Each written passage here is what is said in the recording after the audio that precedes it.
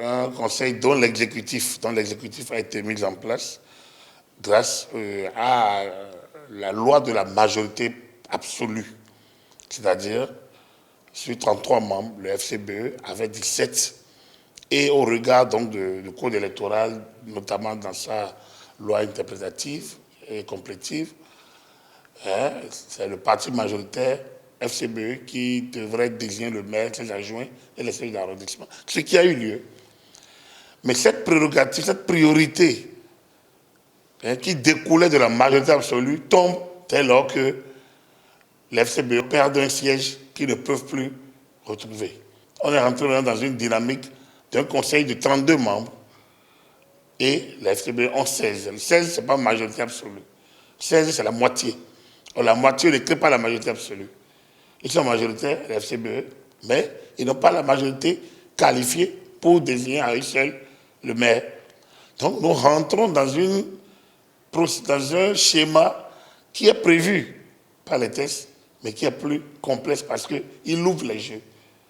Donc les enjeux, c'est déjà de savoir quelle force prendra le commandement de la mairie de Parakou et avec quelle coalition.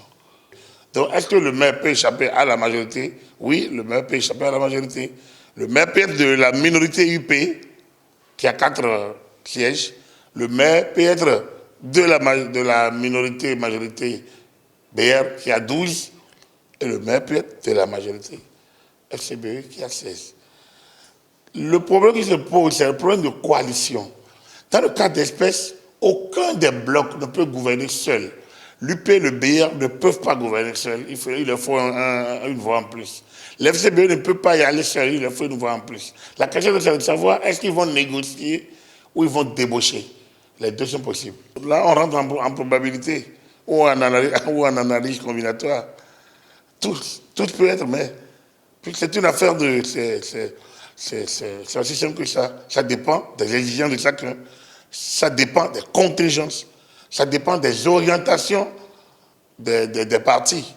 Si l'UP et le BR disent que nous, on veut reprendre, la majorité veut reprendre la mairie, la majorité présidentielle, la mouvance, comme on le dit, veut reprendre, ça veut dire qu'ils iront débaucher quelqu'un chez l'FCBE. Si on dit non, on doit donner des garanties à l'opposition, l'FCBE, on doit les renforcer, ça veut dire que l'UP et le BR, au moins une seule personne ira renforcer les FCBE et les FCBE vont choisir leur candidat. Donc vous voyez que tous les cartes peuvent être jouées. Le maire Yaya Boubacar peut être maintenu.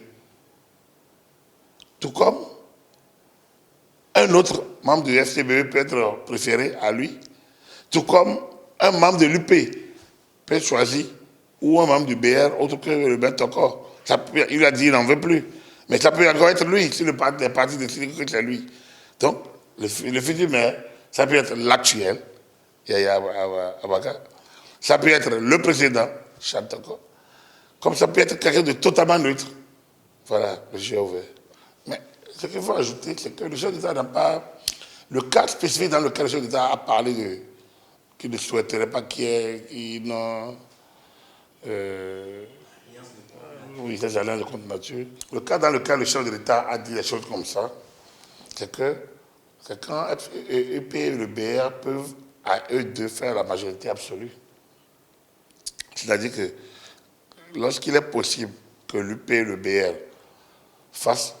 dégagent la majorité absolue, donc arrivent à désigner le maire de l'adjoint, le chef d'État opportunément dit il ne serait pas sain qu'on aille encore sur le terrain de l'opposition pour embrouiller le jeu.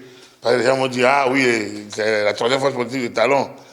Non, c'est ce qu'il ne souhaite pas. Pour lui, l'opposition doit exister. Il faut l'aider à exister. Donc, ce n'est pas le cas aujourd'hui. Le cas, c'est que les alliances naturelles vont se faire entre l'UP et le BR, mais ils ne sont que 16. Ça ne fait pas la majorité absolue. Il faut aller chercher la majorité absolue ailleurs. Voilà. Donc, ce n'est pas le même cas.